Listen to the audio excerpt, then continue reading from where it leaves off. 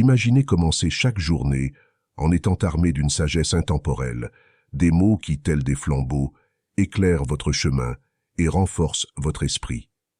Ces paroles, gravées dans la pierre des siècles passés, ont traversé le temps non pas comme des vestiges poussiéreux, mais comme des guides lumineux, vibrant de vérité et de force. Que vous soyez confronté à l'incertitude, au stress ou à des défis quotidiens, ces mots ont le pouvoir de transformer l'ordinaire en source d'inspiration et de résilience. Les paroles anciennes murmurent encore. Ce qui perturbe l'homme n'est pas la réalité, mais son interprétation. Combien d'entre nous perdent leur paix intérieure à cause d'une pensée mal orientée ou d'une émotion incontrôlée? Ces maximes nous apprennent que la vraie puissance réside dans la manière dont nous choisissons de percevoir et de réagir.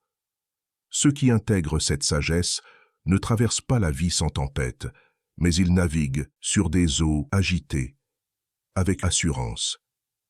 Les amis, plongeons ensemble dans ces trésors philosophiques, ces citations qui ont le pouvoir d'améliorer votre vie, non seulement pour affronter le monde, mais pour y trouver une sérénité durable. Le bonheur est, en réalité, bien souvent une question de perspective. Imaginez un instant marcher sous la pluie. Certains y voient un désagrément, une contrainte, tandis que d'autres ressentent la fraîcheur et la beauté de ce moment. Nos pensées agissent comme des filtres à travers lesquels nous percevons le monde. Elles peuvent colorer une journée grise de nuances sombres ou transformer des défis en opportunités cachées. Mais il est étonnamment facile de laisser ces pensées négatives prendre le dessus. Elles s'immiscent dans nos esprits, amplifiant des tracas mineurs jusqu'à les transformer en source de stress et de mal-être.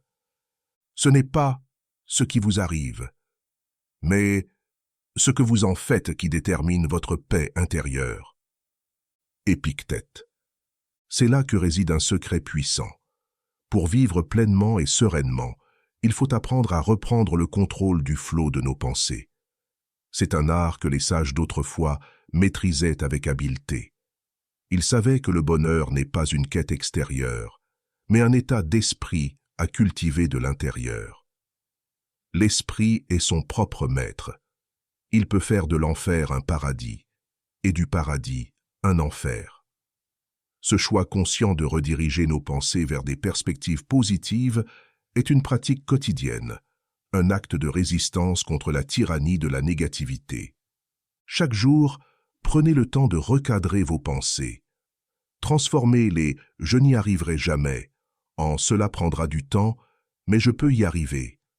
Réorientez-les « cette situation est insupportable » en « je peux apprendre quelque chose de précieux ici ».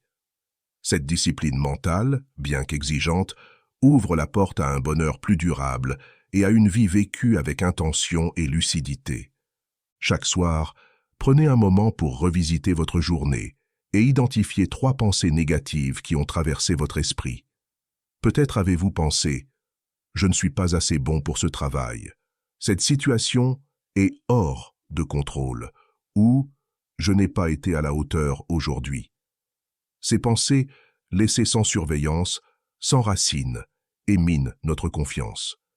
Mais, en les confrontant et en les reformulant, vous transformez de simples mots en outils puissants de reconstruction intérieure. Changez. Je ne suis pas assez bon en « j'apprends et je progresse » ou « cette situation est hors de contrôle » en « je peux agir sur ce qui dépend de moi ». Cela nous ramène à une vérité profonde. Nous souffrons plus dans l'imagination que dans la réalité. Combien de fois avez-vous anticipé le pire pour finalement réaliser que la situation était bien moins dramatique? Nos esprits sont capables de créer des scénarios catastrophiques qui n'existent que dans notre imagination, nous emprisonnant dans des peurs et des inquiétudes infondées. L'exercice quotidien de reformuler nos pensées nous aide à briser ce cycle et à revenir à une perception plus lucide et apaisée de la vie. Ce simple acte, chaque soir, vous rappelle que la souffrance excessive que nous ressentons souvent est une fabrication mentale. En modifiant notre manière de penser, nous redécouvrons la liberté d'affronter la réalité telle qu'elle est, sans l'alourdir de nos propres projections et peurs. La vie, dans sa simplicité, n'est jamais aussi lourde que ce que notre esprit parfois y ajoute. Combien de fois l'inquiétude d'une situation à venir s'avère-t-elle pire que l'événement lui-même? Pensez à ces nuits passées à tourner et retourner dans votre lit, votre esprit projetant des scénarios exagérés, des entretiens professionnels transformés en cauchemars, des conversations délicates qui se transforment en disputes imaginaires. Ces moments où l'esprit s'emballe, où chaque détail devient une montagne, chaque seconde une éternité. L'esprit, lorsqu'il est laissé à lui-même, a cette capacité presque artistique de créer des drames qui ne se produisent jamais. Il peut transformer un simple malentendu en une catastrophe, une question banale, en une menace existentielle. La plupart de nos malheurs sont des choix de l'esprit. Sénèque. Cette tendance à l'anticipation excessive amplifie notre anxiété et empoisonne nos moments présents.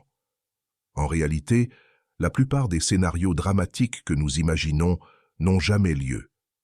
Ils ne sont que des projections de nos peurs, qui nous retiennent captifs bien plus longtemps que l'événement lui-même jamais ne le ferait. Chaque pensée anxieuse est un poids supplémentaire que nous nous infligeons, et lorsque nous commençons à le comprendre, nous pouvons nous libérer peu à peu de cette torture mentale inutile.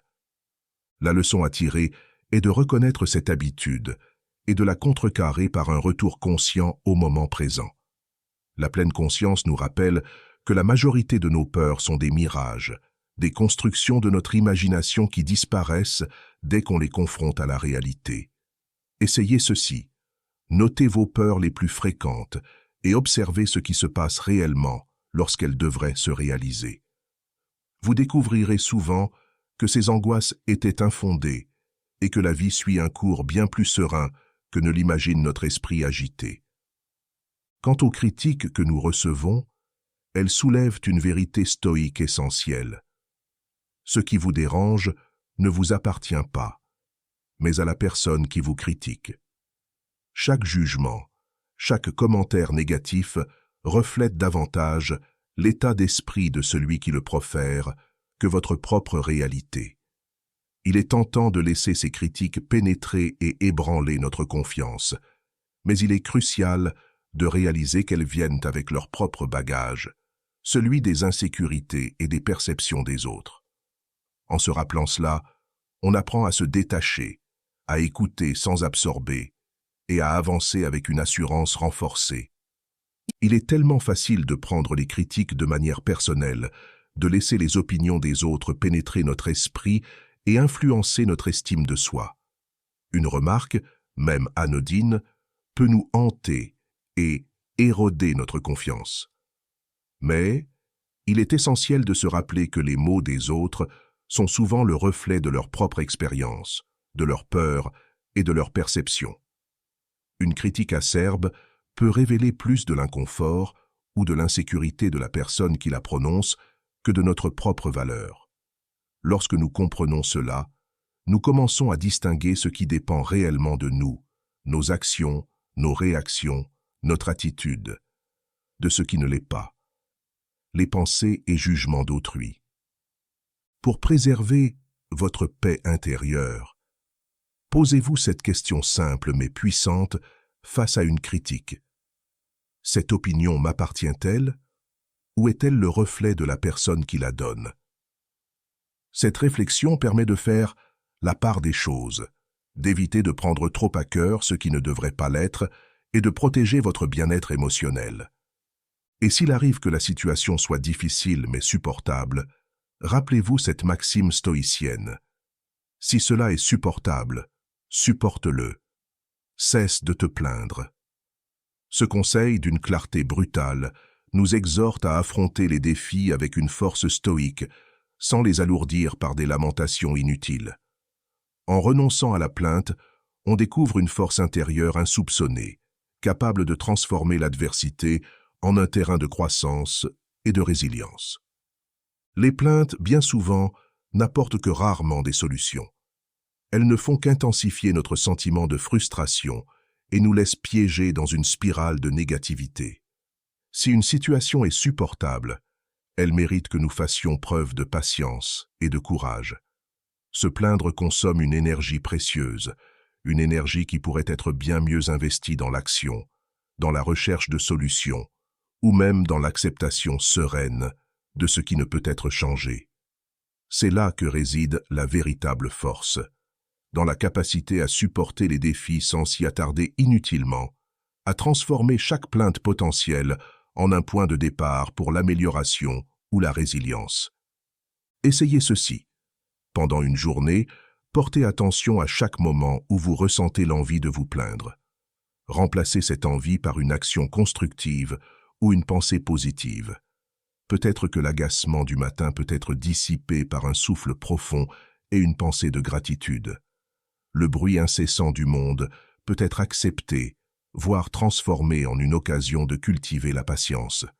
Peu à peu, vous découvrirez que la vie se simplifie et que l'apaisement prend la place du tourment. Après tout, ce n'est pas ce qui arrive qui vous tourmente, mais l'opinion que vous en avez.